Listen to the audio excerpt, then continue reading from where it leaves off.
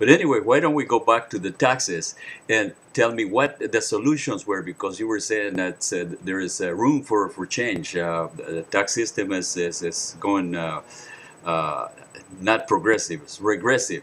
And I know that you have a few suggestions of how to make it more progressive. So maybe you can enumerate some of them, explain a little bit.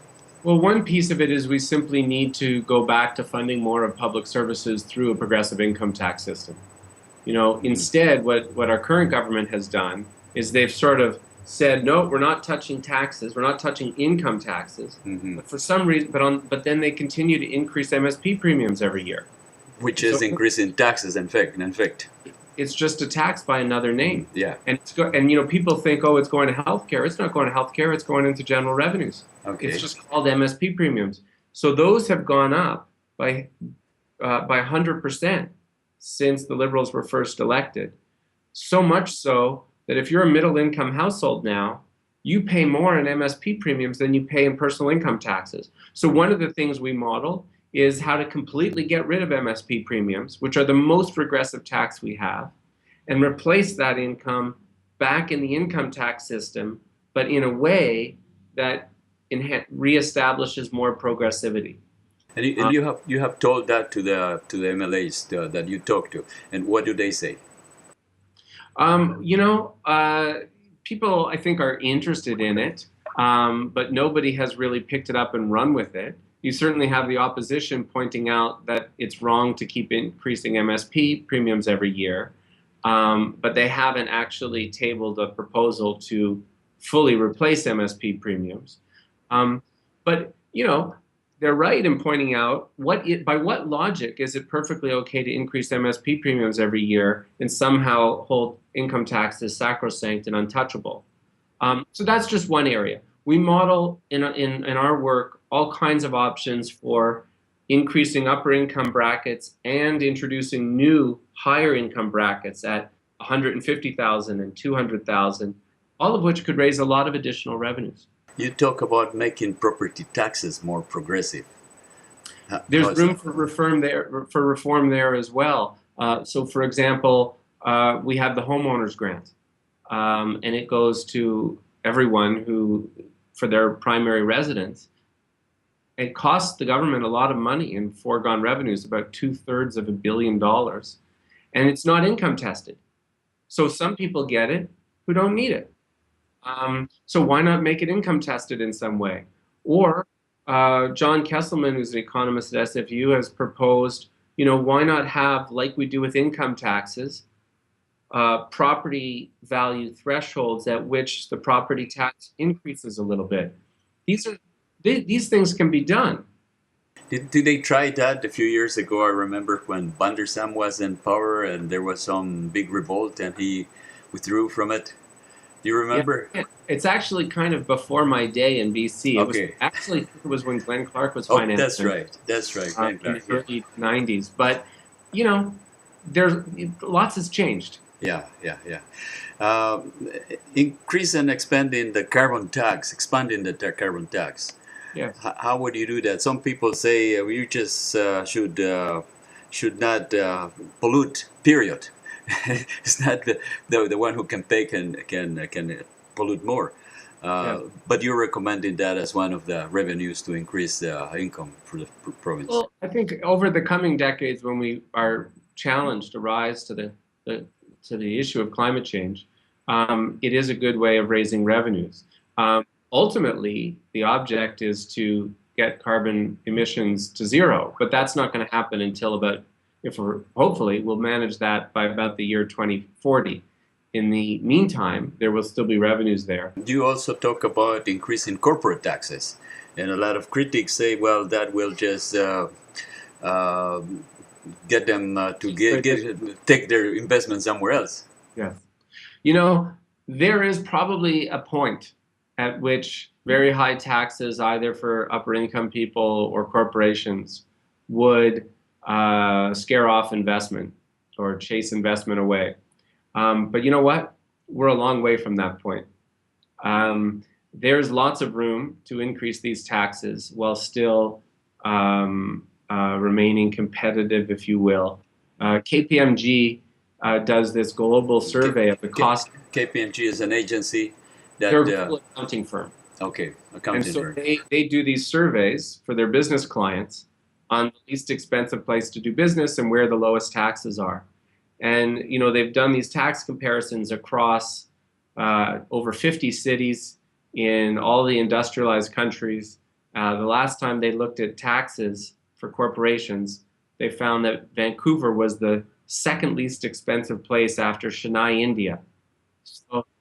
So there's a lot of bluffing and hot air that goes on, but we got lots of room to move before we need to worry. So it's a fallacy to believe that businesses are going to pick up and go somewhere else because our taxes are relatively low compared to other jurisdictions. But also things matter, right? The cost of electricity matters. The proximity to markets matters. The education of the workforce matters. And in fact, when businesses are surveyed over how they make these investment decisions, the issue of taxes tends to rank rather low relative to these other factors. So it's not the reason why they would invest here or there. You talk about also resource royalties. Yeah. We could get more from that? Absolutely. So I mean, it's a unique feature of our landscape that most resources are crown land. So they're all of ours, or they should be shared with First Nations. But when you look at, so most forestry happens on public land in this province. Water is extracted on public land, and natural gas is extracted on public land.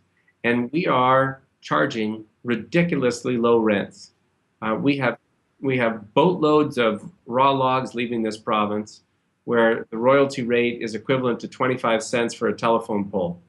We have water that is leaving being used at extraordinary levels that we're giving away, literally. And one of the main reasons why the provincial budget has been squeezed in recent years is that the royalty returns for natural gas have been very low. Because? Well, here's the interesting piece. Production has not been record low. Production has been record high.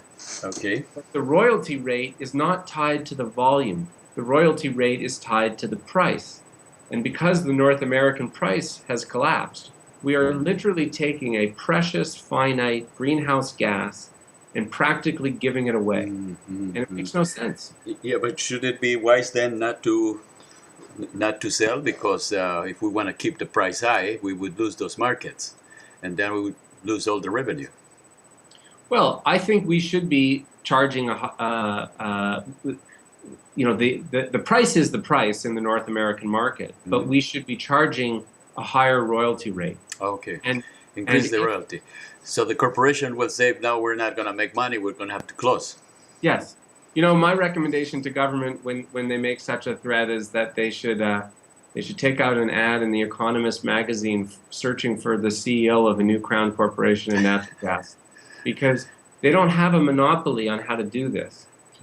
Okay, yeah. Good. Tell me something, one last thing here about marijuana. Should we tax marijuana? I think we should regulate and tax marijuana. And so we looked at that too. And some SFU and UBC professors who've looked at this have said, that has the potential to raise as much as $500 million in revenues for BC. So, the point of all of this is there's no shortage of options for how to raise new revenues. Income taxes, carbon taxes, corporate taxes, resource royalties, regulating and taxing cannabis. Closing loopholes too. And closing loopholes is another huge one, both corporate and individual. So there's no mystery to how to do these things. They're practical design issues. They can be done. It's about political will. But my overall recommendation is we have to look at this system all together so that we're saying, are we raising the money in a fair and equitable way? Just out of curiosity, Seth, what do you think the reason for the government is to do what they're doing, which doesn't really make sense to your analysis? Why is this ideology of paying for service rather than collectively paying for those social services? Well, some of it is, as you say, ideological. You know, there is this sort of right-wing theory of starving the beast, they call it, the beast being government. But what they really mean by that is the beast is all of us. That you deliberately want to starve public treasuries so that you can then say no to doing all of these things together. Some of it's just crass crony capitalism. You know, when they cut taxes the way they did, some people made a lot of money. Yeah. But we live in this society where it's a mixed economy that we have, right? So we have to live with all ideologies, like the for-profit ideology and liberal democracies, and potentially the ideology of reducing the dependency on money, as Engels suggested in 1848. But how do we amalgamate these things? How do we harmonize these ideologies so we have a fair society, and yet give some freedom? Because otherwise we're into a communist system where we impose what's good for the rest of the people, and some people get very disenchanted and eventually they overthrow the system, right? How do we have a system that is satisfactory for everyone? Is that possible? You said a moment ago we have a mixed economy, and that's right. And I think that's what we should have. So all that's really at play here, you know, if you look at our tax options, none of them are particularly, you know, revolutionary. They're all pretty modest, and they barely bring us back to where we were not very long ago. You know, if we were to increase taxes by a total of about 2.5 billion a year, all we would be doing is coming into line with the Canadian average. What's so revolutionary about that? So it's really simply about revisiting the balance between what we're paying for on our own and what we pay for together. You know, our experience with things like healthcare and education is that we provide these things more efficiently and more equitably when we do them together. The pivot of that balance, you know, the pivot it varies, you know. So from the government side right now, they are in the right place. Yeah. From your CCP agency, they say no, it should be brought a little bit to the left. So how do we find that center point? Now we're back to the idea we were talking about before, which is don't just follow the CCPA's advice, just like you shouldn't just roll over and accept what the finance minister decides to do. Let's have the big public conversation. Let's wrestle together over that core question of what do we want to pay for on our own? What do we want to pay for together? And once we figure that out, how do you want to raise the money? We have a poll called nowpolling.ca. I don't know if you've ever seen it. And there are a few questions there where people can go and actually put their own initiative and vote on it. And there is another website called grassrootsbc.net. And people can go there and argue and debate issues. You know, we can come to conclusions and express our fears and our concerns. Anyway, I think we have more than what we need now for timing, and I want to thank you for letting me talk to you today. Okay, no problem. Take care.